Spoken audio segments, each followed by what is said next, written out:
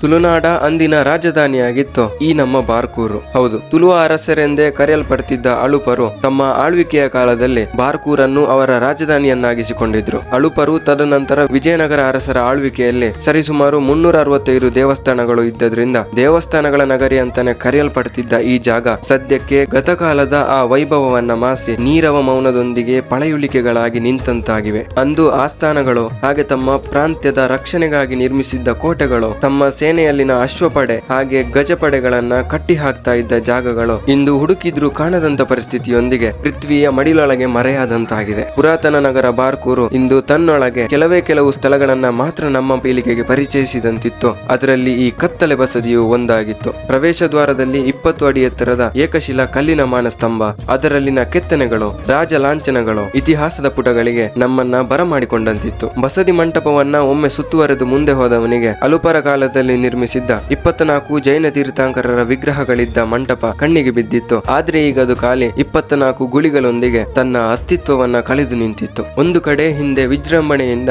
ದೀಪಾಲಂಕಾರಗಳೊಂದಿಗೆ ರಾರಾಜಿಸಿ ಪೂಜೆ ಪಡಿತಾ ಪಶ್ಚಿಮಕ್ಕೆ ಮುಖ ಮಾಡಿ ನಿಂತಿದ್ದ ಪಾರ್ಶ್ವನಾಥ ಮಂದಿರ, ಇನ್ನೊಂದು ಬದಿ ವೈಷ್ಣವ ದೇವಾಲಯ ಆ ನಾರಾಯಣನಿಲ್ಲದೆ ಬರೀ ಕತ್ತಲ ಛಾಯೆಯ ಹೊದ್ದು ನಿಂತಿತ್ತು. ಜೈನ, ವೈಷ್ಣವ, ಶೈವ ಅಂತ 3 ದೇವಾಲಯಗಳನ್ನ ನಿರ್ಮಿಸಿದ್ರು. ಅಲ್ಲಿ 2 ಕತ್ತಲಾಗಿ ನಿಂತಿದ್ರೆ ಇತ್ತ ಮಹಾದೇವನು ಕೂಡ ಪೂಜೆ ಅಭಿಷೇಕವಿಲ್ಲದೆ, ಗಂಟೆ ಜಾಗಟೆಗಳ ನಾದ ಕೇಳದೆ, ಭಕ್ತಿಯ ಪ್ರಾರ್ಥನೆಗಳ ಆಲಿಸದೆ ಪಾಳು ಬಿದ್ದಂತಾಗಿತ್ತು. ಶತ್ರುಗಳ ದಾಳಿಯಿಂದಲೋ ಪ್ರಕೃತಿ ವಿಕೋಪಗಳಿಂದಲೋ ತನ್ನ ಗುರುತು ಕಳೆದುಕೊಂಡಿದ್ದ ನಂದಿ ಆತನ ಒಡೆಯನೆದುರು ಸ್ತಬ್ಧವಾಗಿ ಕೂತಿತ್ತು. ಬದಲಾವಣೆಯೇ ಪ್ರಕೃತಿಯ ನಿಯಮವಂತೆ, ಆದರೂ ಸತ್ಯ ಅಸತ್ಯವಾಗೆಂದು ಬದಲಾಗಲಿಲ್ಲ. ಪುರಾಣದಿಂದಲೂ ಸತ್ಯವ ಅಸತ್ಯವಾಗಿಸಲು ಪ್ರಯತ್ನಿಸಿದವರಿಗೆ ದಕ್ಕಿಹುದು ಅಂತಸ್ತು, ಆದ್ರೂ ಆ ಅಂತಸ್ತು ಪ್ರಕೃತಿಯ ನಿಯಮದ ಹೊರತಿರಲಿಲ್ಲ. ಸಮಯ ಎಲ್ಲವನ್ನ ಬದಲಾಯಿಸುತ್ತದೆ, ಸತ್ಯ ಮತ್ತು ಕರ್ಮಗಳ ಬಿಟ್ಟು.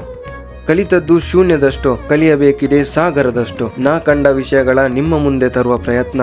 ಮತ್ತೊಂದು ಜಾಗದೊಂದಿಗೆ ನಿಮ್ಮ ಮುಂದೆ ಬರ್ತೇನೆ. ನಿಮ್ಮ ಬೆಂಬಲದ ಎದುರು ನೋಡ್ತಾ ಇದ್ದೇನೆ.